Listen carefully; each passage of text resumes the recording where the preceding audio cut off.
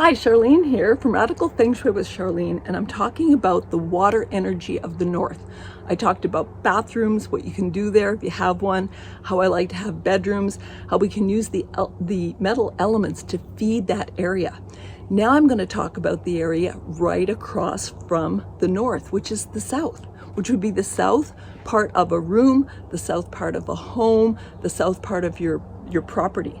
Now that is fire, and fire and water are the two most dynamic elements on the BAGUA, on the Feng Shui map. And water will put out fire, but fire, if it's really burning bright, will just make a lot of steam, so it gets kind of crazy.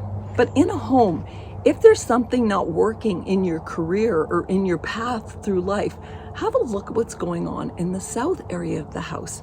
Is that an area that's full of clutter? Is it missing from the house? Is it an area you just don't pay attention to? Is it just in a spot that's too hot to be in? Really examine what's going on in that area, because that is about our vision. So number one, water is the journey through life, but the journey is really actualized by the Ming Tang, a view like this. I call the Ming Tang where you're going in life.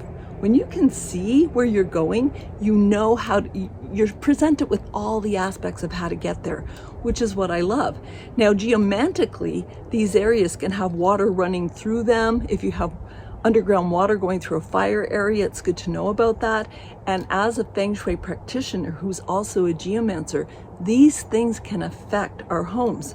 Now, I've done a lot of consultations. I actually can do them from floor plans. I can find out where the water's running, all of the geophysical aspects, and help you with that energetics. But it's really important to connect the south and the fire and where we're going and our vision and our passion.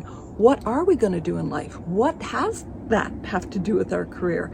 It's a very intricate connection between these two spaces.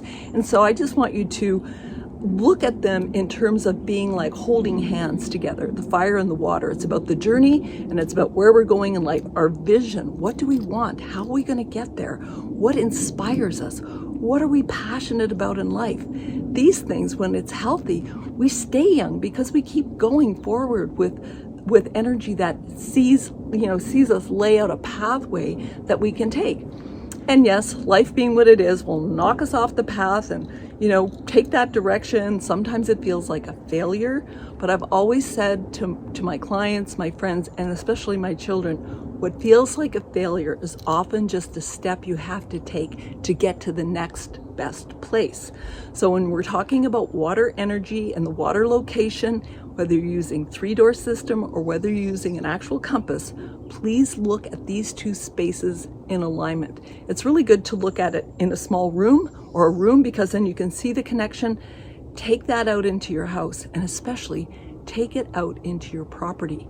Are there spaces missing? Are they full of junk? Are they, things that we haven't dealt with? Pulling forward the water aspect of the subconscious and the shadow that can give it that. Looking at the shadow can give us a lot of insight into what we can heal and what we can move forward with, which drops a lot of stuff we don't need, like getting rid of stuff out of the backpack makes us young, keeps us young. Knowing what we want going forward, whether you're in your teens to your 50s or right up until you're 80, it's always something to look forward to. So they're both connected.